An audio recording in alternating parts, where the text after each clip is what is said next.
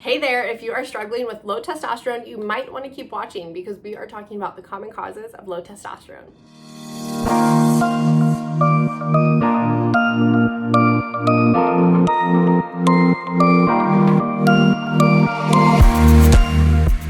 Hey you guys, low testosterone is such an issue that we see not only in men, but in women as well.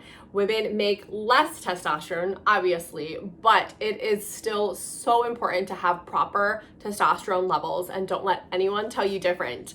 So let's go over quickly those symptoms of low testosterone, because even though the symptoms are of low testosterone, they could also be of other stuff too. So this is why don't be like, oh my gosh, I 100% have low testosterone. Test, do not guess when it's taking care of your health. So for women, low testosterone can show up as having low libido, lack of muscle growth, depression, fatigue, weight gain. In men, low testosterone can have, all those same problems I just mentioned, but they can also have issues struggling with erection and hair loss and decreased bone mass and a smaller testicle size, memory issues, and low red blood cell production. So there's a lot of symptoms that can go with it. And again, it's really important for hormones to be in the Goldilocks. You don't want too little, you don't want too much. You gotta be just right. So I think it's important to start talking about how we make testosterone, because when you understand this process and you're working with a practitioner that also understands this process, we can see where in the process is going wrong and what can we improve. Hint, there's a lot of diet and lifestyle things that can really go into play of optimizing the different pathways between your brain, which is where it starts, into making testosterone. So let's start where it starts, the brain. Your hypothalamus and pituitary talk to either your testes if you're a male and your ovaries if you're a woman. That is where testosterone is made. And the LH plays a huge role in testosterone production. So this happens in the Leydig cells in men, and it starts in the mitochondria. So mitochondria health is so important for sex hormone production in general: estrogen, progesterone, testosterone. So if there's a issue in the place that is where the hormone's made, mitochondria, then that's where the support needs to be.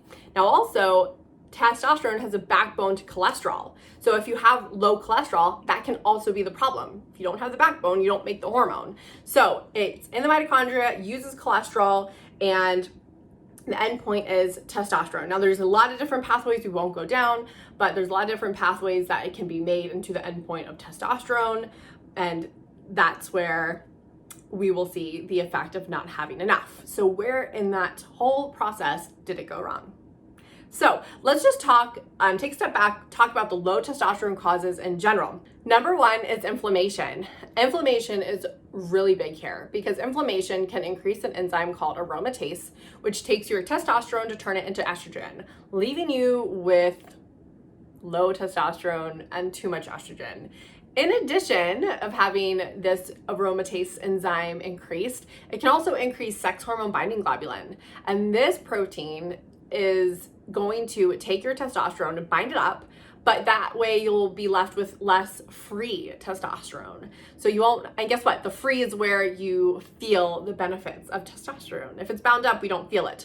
So it can't always be on a carrier. So I'm always down to talk about gut health and poop with you, because there is a correlation that's tied into that with inflammation. There can be some underlying stealthy infections or imbalances, such as dysbiosis, which is the imbalance of good and bad bacteria.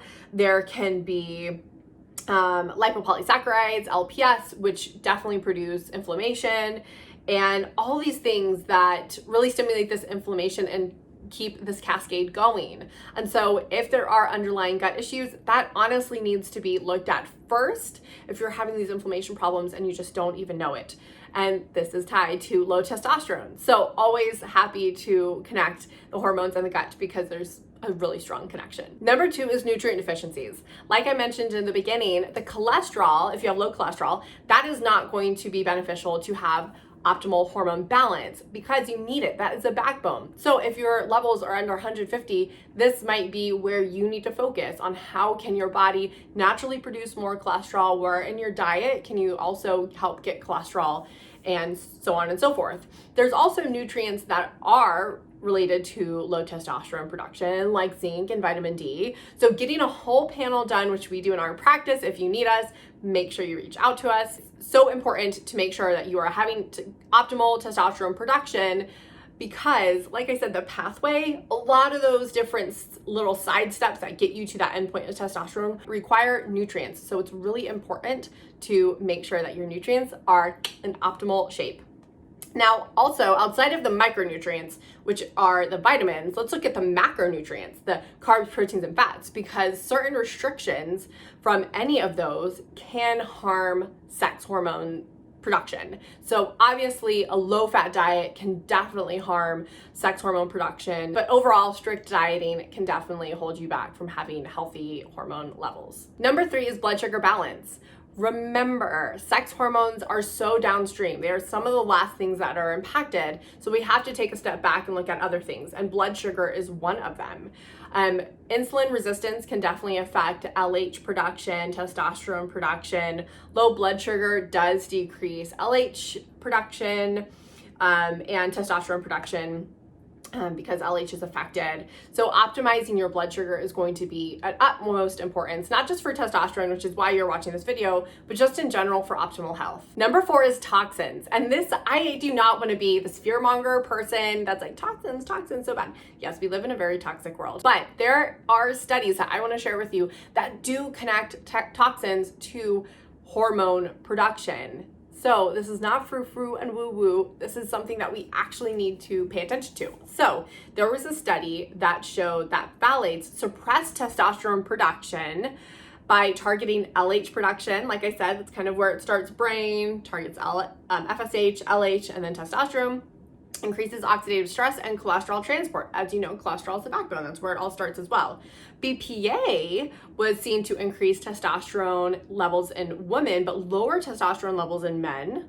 And pesticides and herbicides like glyphosate also showed lower testosterone levels. So we need to assess what is your toxin exposure in your life, and then also what is the toxin burden in your body right now. Number 5 is going to be mitochondrial stress, oxidative stress, the dysfunction. Remember what I said, this is the little house inside your cell that creates your sex hormone production. So if the house is broken, so is everything that's going to be in it. Stress is number 6 because it does affect our sex hormones.